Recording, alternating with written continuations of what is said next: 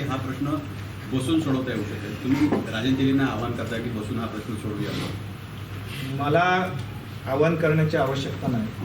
त्याचं कारण आदरणीय राणेसाहेब असतील, आदरणीय निलेश राणेसाहेब असतील, पालकमंत्री म्हणून नितेश राणेसाहेब असतील, किंवा आमचे सर्वांचे नेते चव्हाणसाहेब असतील, त्यांनी एखादी आम्हाला सूचना केली की ती सूचना ही आमच्यासाठी ग्राह्य असते.